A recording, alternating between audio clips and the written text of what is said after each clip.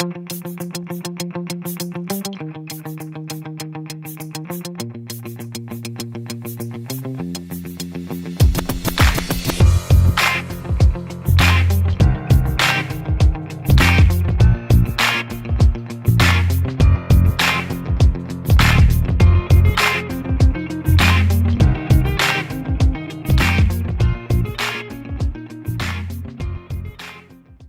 delighted to say we can now welcome our next trailblazer onto the stage. It's sports photographer and director Lukasz Warzecha, famed for his adventure sports photography. Please welcome Lukasz.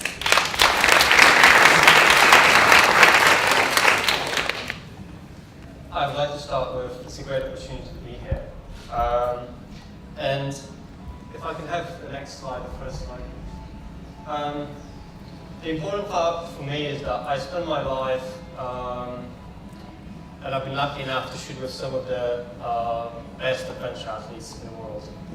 And quite frankly and gladly, a lot of them were women. I'm an adventure photographer, I'm a participatory adventure photographer, which means that I really spend a lot of my time in the mountains, skiing or climbing, and doing all those sports myself. If I could have the next one, please. But the real reason why I often get asked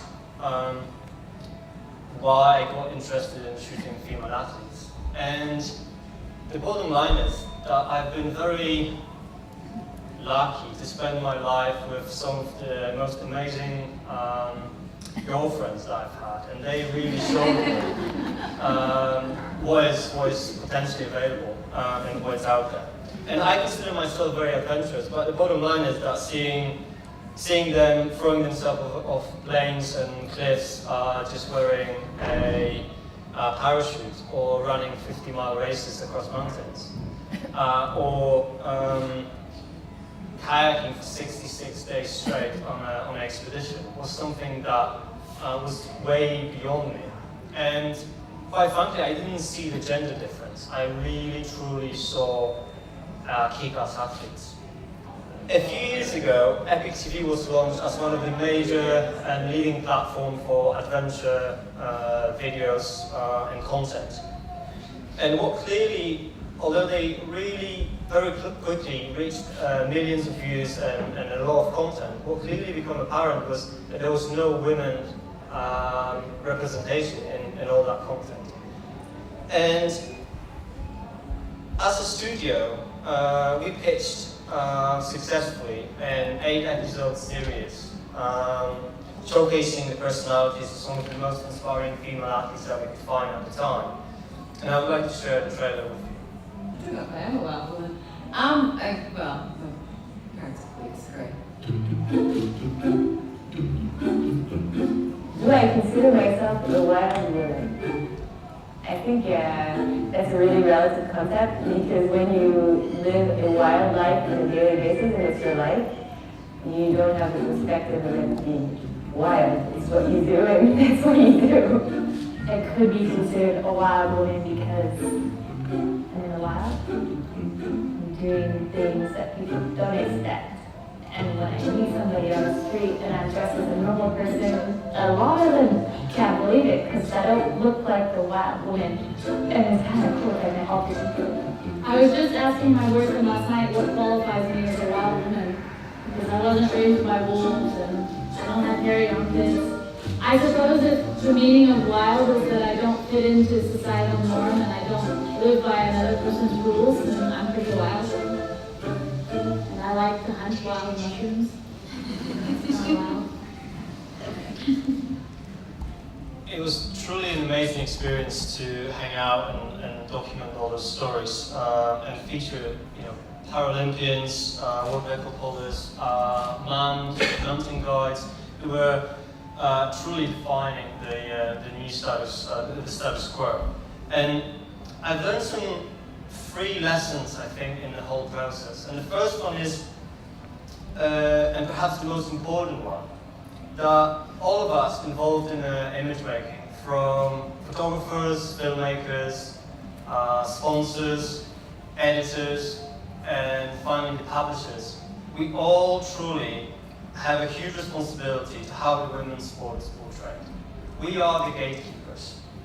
And since Epic TV was all about the clicks, there was a huge pressure on us to deliver a series that was a little bit more sexy.